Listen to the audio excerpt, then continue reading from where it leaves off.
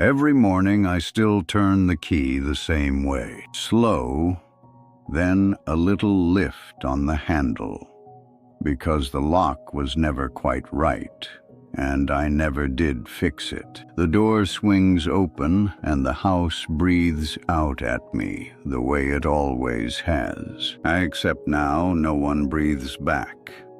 My name is Harold. I am 83 years old, and I've been unlocking that same door the same way for 41 years. The question I cannot answer, the one that follows me from room to room every single day, is whether I am keeping a home alive or whether I am simply refusing to let it die. I want to tell you about this house. Not the walls or the wood or the square footage.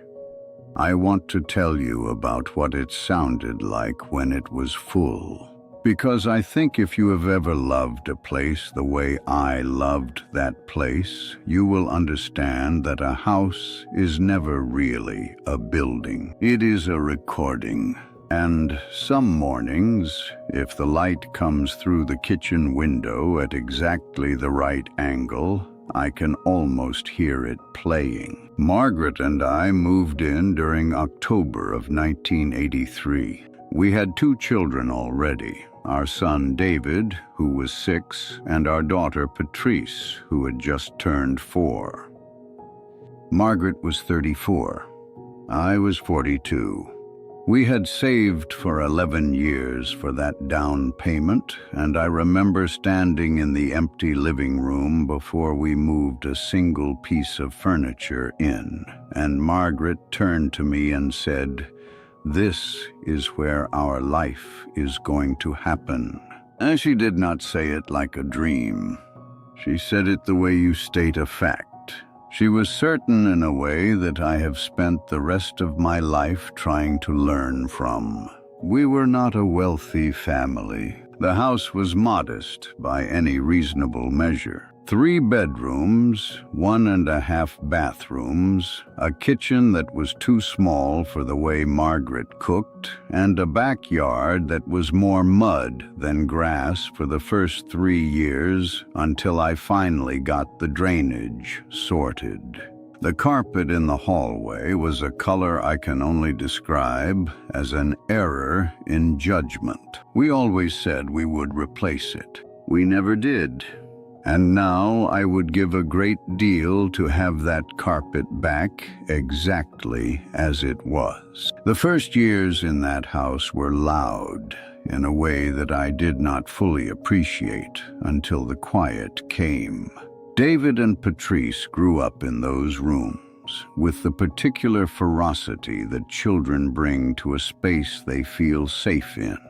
There were drawings taped to the walls long after they stopped making them. There was a height chart penciled onto the inside of the pantry door that Margaret refused to paint over even when we repainted the entire kitchen in 1991. Those pencil marks are still there. I checked last Tuesday. Patrice, age 7. David, age 9. And then the measurements climbing slowly upward, year by year, until they stopped. Until they were grown, and the door just became a door again. I want to tell you about the kitchen table, because I think the kitchen table is where a family's real life takes place. Not on vacations, not at milestone events, but on an ordinary Tuesday evening when everyone is slightly tired and nobody is performing for anyone. We had a round table, oak, seats 6, though we were never more than 4. Margaret chose it because she said she did not want anyone sitting at the head. She said she wanted everyone to be equal at her table. That was the kind of woman she was. She thought about things like that. She thought about what a table was actually saying to the people who sat at it. We ate at that table for 33 years. Homework was done at that table. Arguments were started and finished there. I paid bills there on Sunday mornings while Margaret read and the kids watched cartoons in the other room. When David went through his difficult years in his late teens, the table is where he and I finally talked. Really talked. Not the way fathers and sons usually talk, circling around things, but directly, honestly, in a way that I am grateful for to this day. The table made that possible somehow. I do not fully understand why, except that there was nowhere to sit at that table where you could avoid someone's eyes. Margaret died in the spring of 2019. She was 69 years old. She had been ill for 14 months, and we had known for most of that time how it was going to end, which I will tell you does not prepare you the way you imagine it will. You think that knowing softens the landing. It does not soften anything. It only means you see it coming for a very long time. She died at home. In our bedroom, on a Wednesday morning in April with the window open because she had always slept with fresh air, even in winter, even when I complained about it for 35 years. I would give anything to be cold in that room again. The children were grown and gone by then, which is as it should be. David lives in another state with his wife and their 3 children. Patrice is 2 hours away. They both wanted me to consider selling the house after Margaret passed. Not harshly, not without love. They were worried about me rattling around in a home built for a family when I was now a man alone. Patrice said, "Dad, it is a lot of house for one person." And she was not wrong about that. Practically speaking, she was only wrong about what the house was for. I did not stay because I could not let go. I want to be precise about this because I think people assume that when an old man refuses to leave his home, it is because he is stuck. Because he is living in the past, because he has not accepted what has happened. That is not what this is. I know Margaret is gone. I know the children grew up and built their own lives, and that those lives are elsewhere. I know the house is quiet now in a way it may never not be again. I am not confused about any of this. I stay because the house still needs to be a house. I stay because somebody ought to know that Patrice's height at age 9.5 is still on the pantry door. I stay because the lock still needs that little lift on the handle, and I am the only one left who knows that. These are not symptoms of grief. They are acts of faithfulness. There is a difference, and it has taken me several years to understand it clearly enough to say it out loud. My mornings now have a shape that I have not deliberately designed, but which has formed itself around the house and what it requires. I wake early, usually before 6. I make coffee in the same percolator Margaret bought in 1998, which I have had repaired twice because I see no reason to replace something that still works. I sit at the kitchen table with my coffee and the newspaper, though I will admit I spend more time looking out the window at the backyard than I do reading. The oak tree we planted when Patrice was born is enormous now. It took over 30 years to become what it is. I find that I think about that tree a great deal. After coffee, I move through the house in a way that is not quite inspection and not quite ritual, but something that sits between the two. I check that everything is as it should be. I open the windows in the rooms that need air. I straighten things that do not need straightening.